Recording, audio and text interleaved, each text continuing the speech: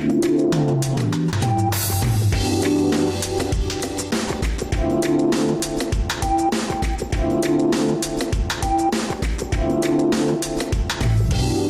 mel do último dia, naquele dia, bem próximo das 13 horas, os alunos do último ano de Educação Essencial estavam reunidos na sala de aula azul celeste. A sala era ampla e arejada, e o chão era recoberto por um tapete macio. Não havia regularidade nos móveis, mas uma diversidade de ambientes. A um canto, uma pequena biblioteca cercada por almofadas para quem quisesse sentar no chão enquanto lesse ou pesquisasse. Ao longo das janelas, havia banquetas para quem quisesse sentar encostado na parede, sentindo a brisa passar pelos cabelos. Esses são alguns dos trechos de Scroctifuf, Mirtilos Conspiro, a segunda parte da série Scroctifuf. Dessa vez não errei o nome, como na primeira entrevista há alguns anos, da minha amiga escritora Susana Weber Alves, que retoma aqui, obra recentemente lançada aqui em Caxias do Sul, que também será apresentada no decorrer da próxima edição da Feira do Livro de Caxias do Sul, que está em vias de começar. Susana, uma honra tê-la conosco de volta aqui. De novo, a honra é sempre minha. Boa noite, bom dia, boa tarde para todos os que estiverem conectados. Sejam bem-vindos mais um Café com Letras. Tu viste que eu não erro mais o nome, né? Eu treinei até em casa o Scroctifuf, porque numa das vezes aí eu andei me embananando. Então, e dessa vez eu até tô com o primeiro tomo. O primeiro tomo ele tinha uma atenção, uma maçã atrás da porta. Aqui os mirtilos conspiram. E para situar as pessoas que não leram a primeira parte, ou que, por um acaso, leram, mas já se esqueceram, eu também tive um pouco de dificuldade nessa conexão, a obra vai na mesma linha das duas anteriores, de dar vida para objetos inanimados. Aqui, no caso, as frutas, elas ganham como se fosse um tom humanizado de comportamento. Ou seja, quase que um comportamento autônomo. E acontecia também no chabrum, que ali está o exemplar de cor roxa, no nosso mostruário, em que as xícaras também tinham vida própria, praticamente. Então, eu gostaria de, nesse primeiro momento, começar a situar essa segunda parte nessa trilogia, que ainda terá uma terceira parte lá na frente. Sim. Na verdade, a humanização se dá por conta dos insetos. É eles que são humanizados e que interagem na mesma condição dos seres humanos. Mas as frutas têm um grande poder e grande influência no livro porque elas determinam marcas de nascença. Por exemplo, o rei nasce com um mirtilo desenhado na planta do pé direito e a rainha, né, a futura rainha, nasce com uma amora desenhada na planta do pé esquerdo. E a maçã, ela tem um significado bem importante, que eu não vou dizer para não dar spoiler, mas no livro 1 a gente demora até quase o finalzinho para descobrir o que é que aquela maçã está fazendo ali e por que a importância dela. E no 2, que é Mirtilos Conspiram, a gente vai entender a questão, bem a questão masculina ali, porque como os mirtilos nascem no pé dos futuros reis, por que eles conspiram? O que é que eles fazem? Então o 2 ele vai casar direitinho onde parou o 1, porque o 1 deixou um monte de coisas abertas, sem o seu término. E o 2, o que aconteceu no 2? Ao invés de eu continuar a narrativa do 1, eu interrompi a narrativa do 1 e voltei 19, 20 anos antes para a gente compreender toda a questão política do 1. Por que aquela rainha estava lá, porque a outra candidata foi preterida, para onde foi o nosso herói. Não quero dar muitos spoilers porque eu quero que vocês leiam. É um livro cheio de segredos. Como que foi a construção?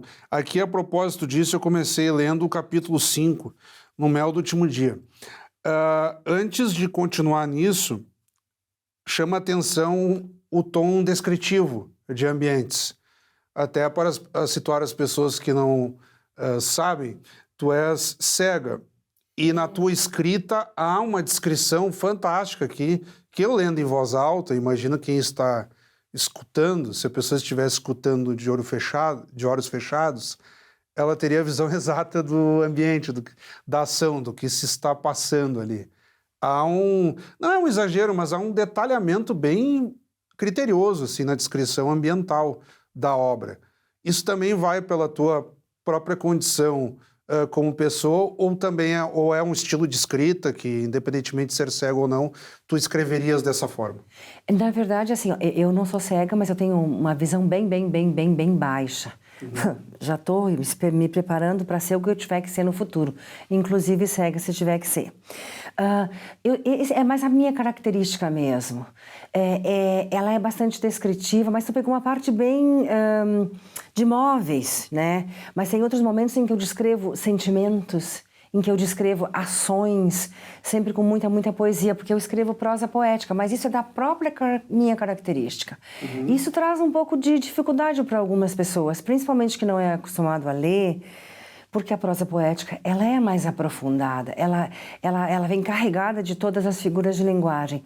Mas para quem quer abrir o seu coração, é um mergulho na poesia, um mergulho intenso para se autocompreender.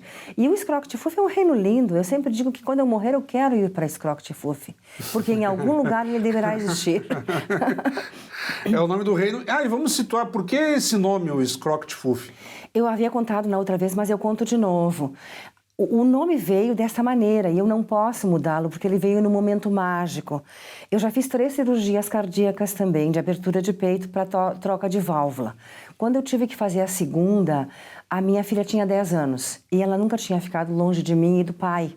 E nós iríamos para Porto Alegre para 12, 15 dias e ela ficaria em Ana Rec, que eu moro, com gente com quem ela nunca tinha ficado por muito tempo. Ela nunca tinha dormido fora de casa. É feio, eu sei por quê. Mãe super protetora, né? E aí ela estava muito apavorada. Ela não podia ir com a gente porque era uma situação difícil. Meu marido tinha que me dar atenção e tal. E ela estava tão apavorada que eu comecei a olhar para ela e perceber o pavor. Eu não enxergava mais. A primeira semente de Scrocty-Fuf foi um dia que eu quis consolá-la. E eu disse, Laura, o que você acha que as borboletas estão fazendo agora? E elas estão servindo chá. Essa foi a primeira semente do Scrocty-Fuf. Passou um tempinho, faltava 1 ou 2 dias para irmos para Porto Alegre. Peguei ela no colo. Ela tem um olho pequeno, mas o olho estava desse tamanho, grande assim. E apertei ela contra o meu peito e disse, minha filha, o que é que você acha que está acontecendo agora em Scrocty-Fuf? O nome veio, pronto, sem pensar. Eu não pude mais trocá-lo. E aí comecei as primeiras escritas. Eu jamais imaginei que ele seria uma trilogia. Quando eu pensei nele, eu só pensei nas borboletas servindo chá. Hoje ele já é 2 livros e o terceiro já está inteirinho na minha cabeça.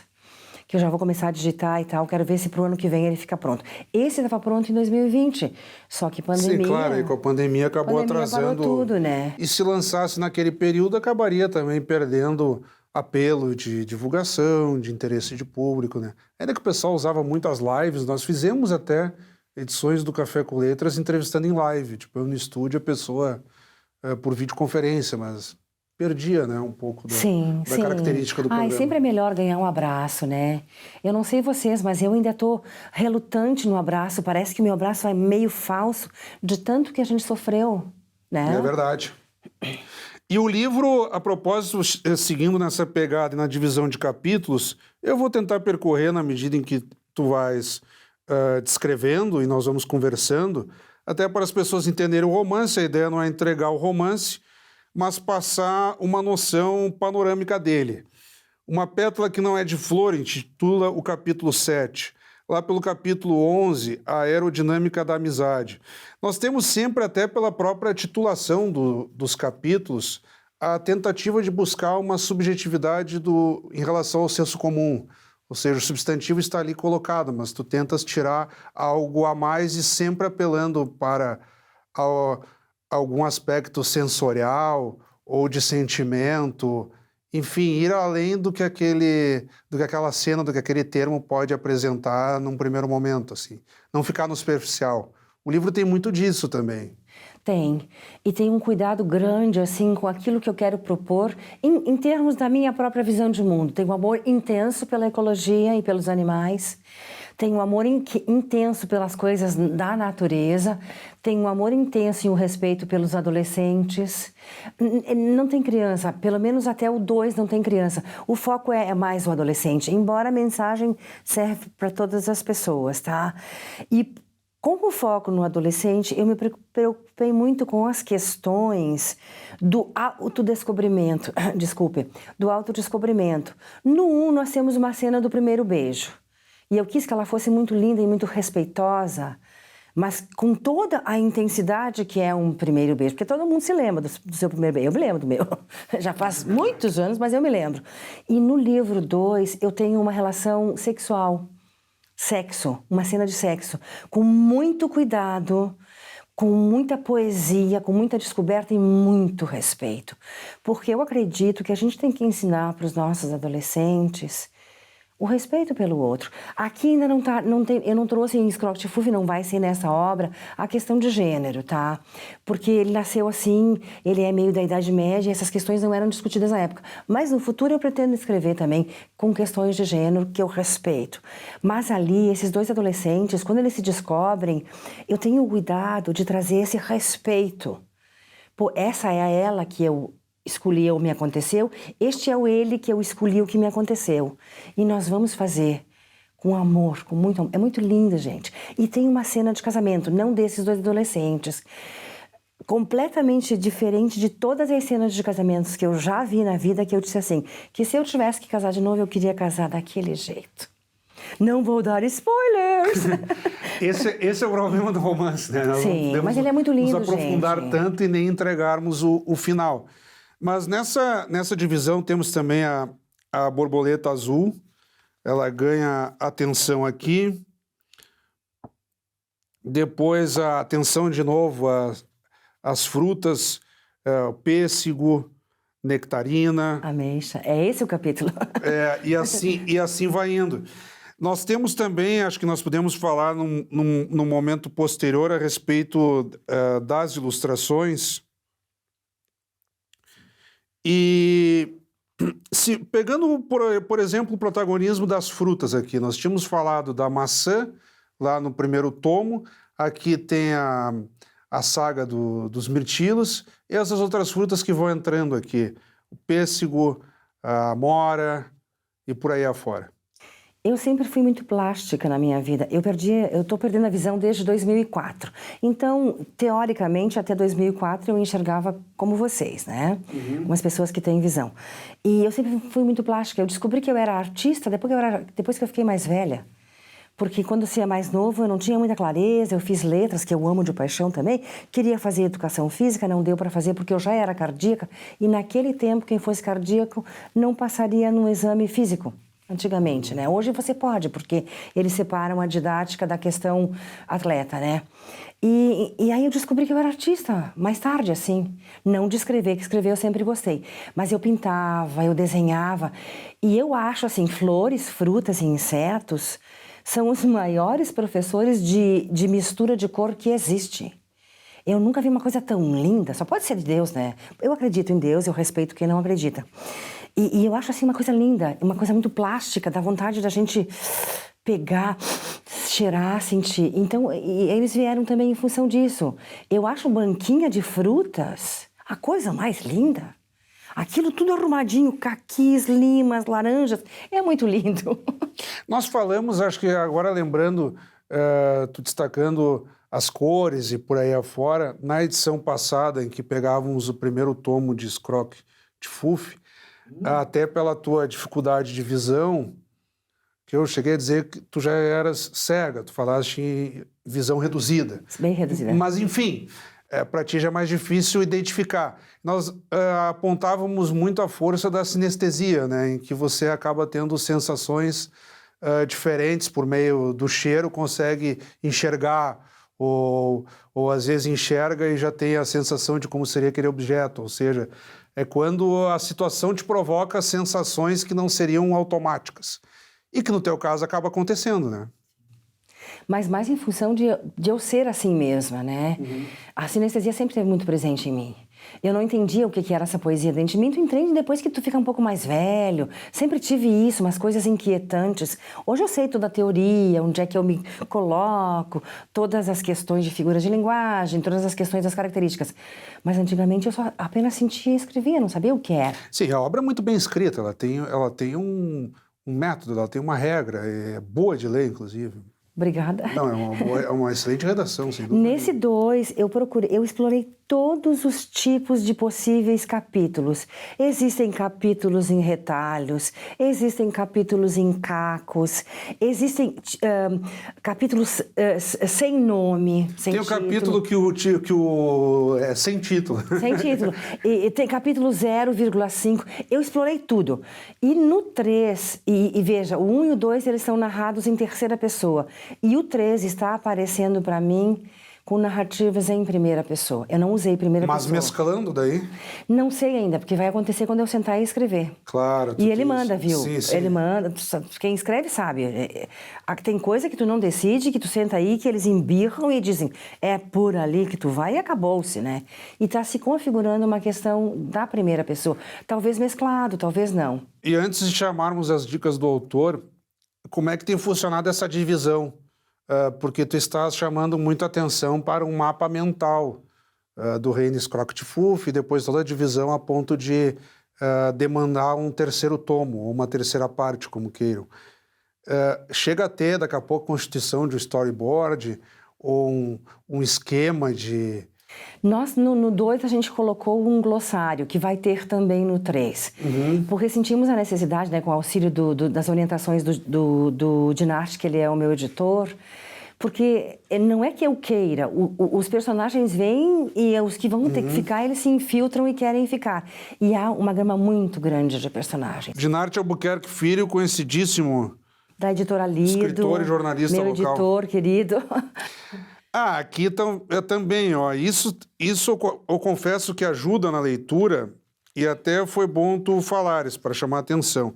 O sujeito mais desavisado que não leu a primeira parte, ou que fazia muito tempo que havia lido a primeira parte, como era o meu caso... Vai ter que reler. Não, mas aqui tem uma ajuda nesse glossário, com os personagens, tem uma breve descrição de cada um. Por exemplo, Adala, borboleta azul, muito linda e perspicaz, auxilia o rei na jardinagem. Coordenadora mor de todas as nuvens no reino de Scroctfuf. Então, o sujeito, mas que personagem é esse aqui mesmo? Aí vai lá pro final, já tem uma noção. E por aí vai. E da própria parte 2 também. Sim. Começa aqui. Então, ajuda também o sujeito se posicionar, porque é um romance longo, ele se propõe em 3 partes e com uma gama muito grande de personagens, né? Eu não sei se... Eu me lembrei agora de Game of Thrones, que é enorme, cheio de personagens. Talvez Game of Thrones tenha glossário. Eu não cheguei a vê-lo fisicamente, né? Só escutei. E ajuda muito. E, olha, gente, leiam. Scroctfuf mostra para vocês possibilidades absurdas num reino que não tem tecnologia, porque ele tem uma aura medieval, assim, sabe? Então, de imediato, vamos dar um tempo na abordagem aqui de Scroctfuf, Mirtilos conspiram e chamarmos as dicas do autor. Roda a vinheta aí.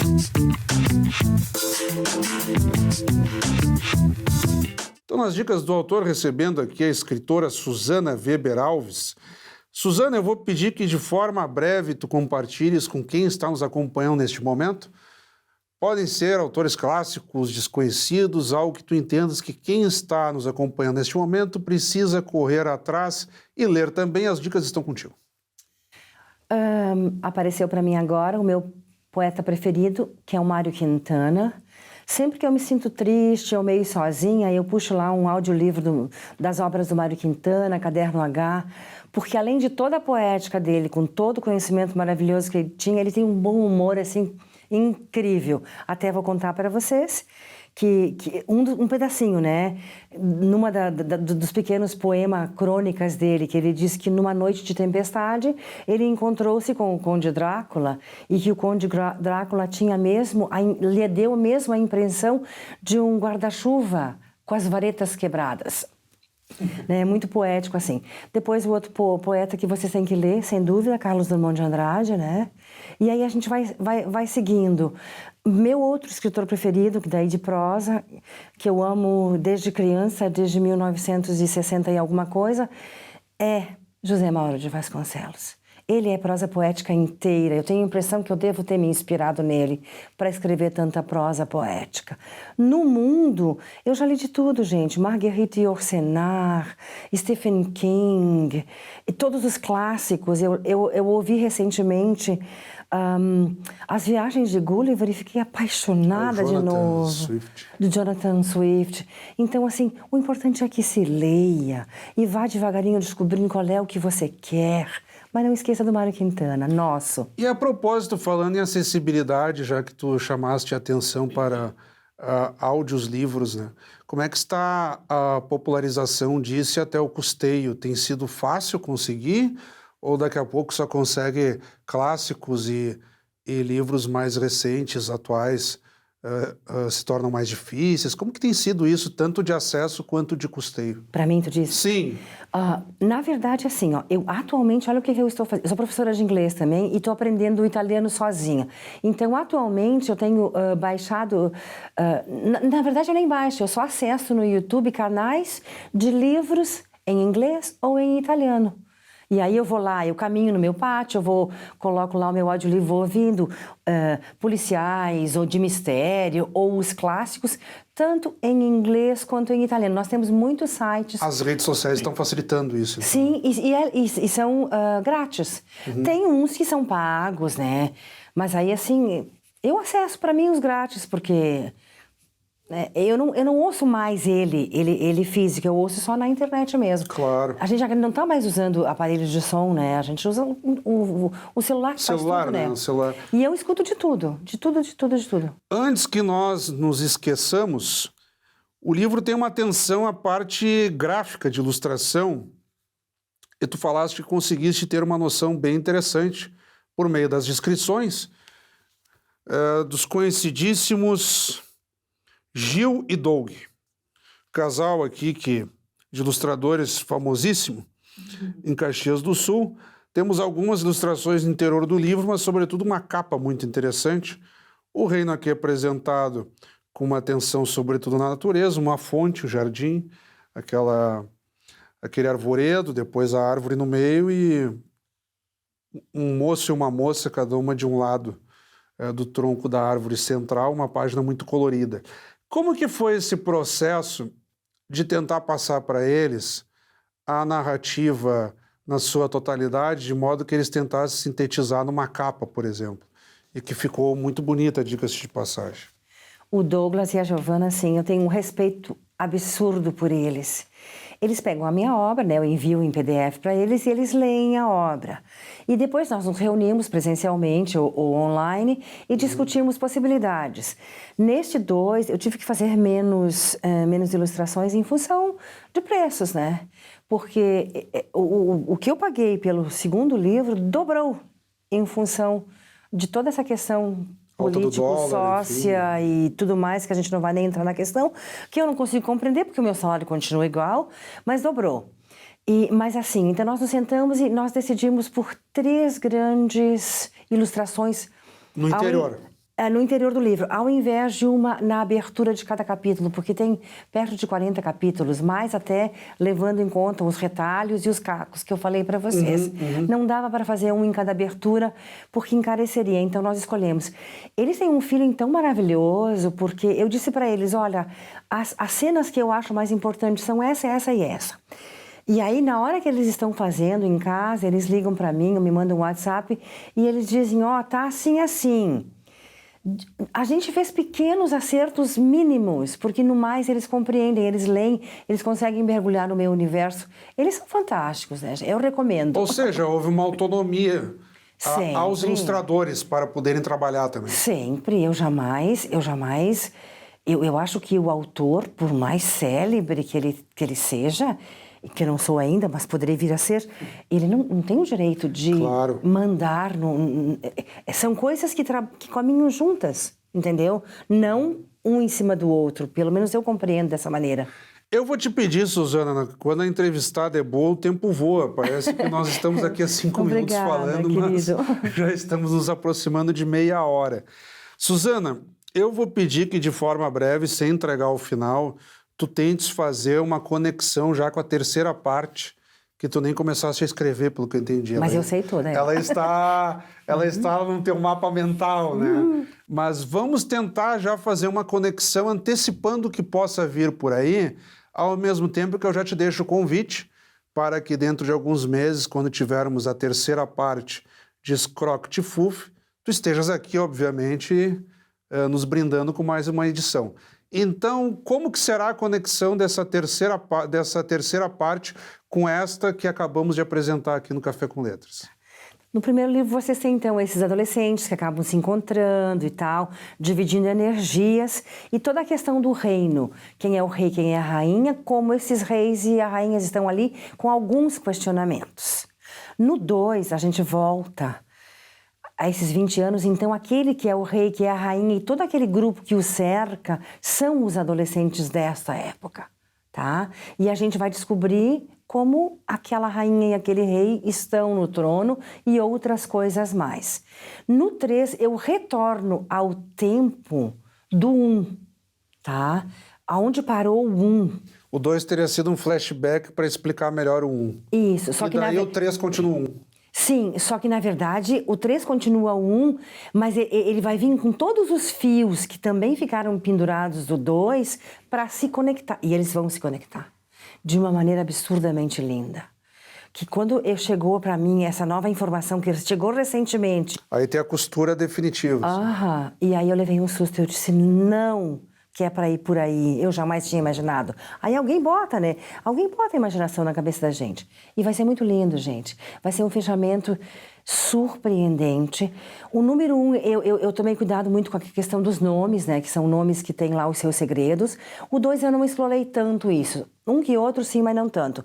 E o 3 vai ser a exploração dessas reconexões com o 1 e com o 2. E limpar as questões que ficaram suspensas, né?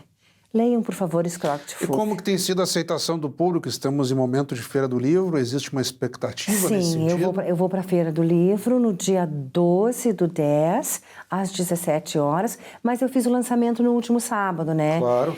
Aí independente.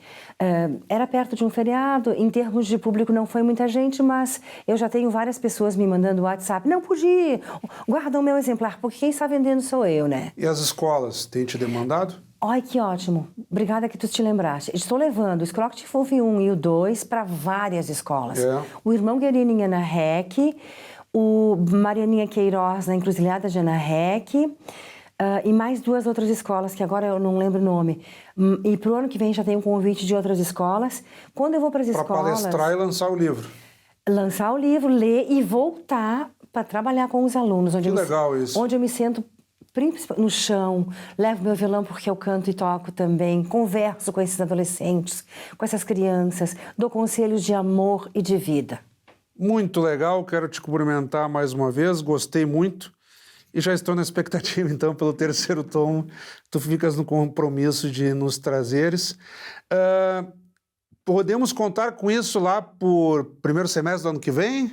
Seria por aí? Não, acho segundo. Segundo, porque eu tenho eu recém comecei, né? Sim, imagino o trabalho, né? Porque um ano ainda é pouco tempo para dar conta de um livro dessa monta. Muito obrigado novamente. Obrigada para ti e para todos que nos ouvem. Acabamos de conversar, então, com a minha amiga escritora Suzana Weber Alves, ela que nos brindou aqui com seu último romance, dando sequência à saga aqui de Scroct Fuf, essa já a segunda parte, e na segunda parte os mirtilos conspiram. Então. E quem for ler vai ter que descobrir, então, o porquê desse título. Fica a provocação e a dica de leitura do Café com Letras desta semana. E como sempre, também convidamos a todos que continuem acompanhando a nossa programação. Até o nosso próximo encontro.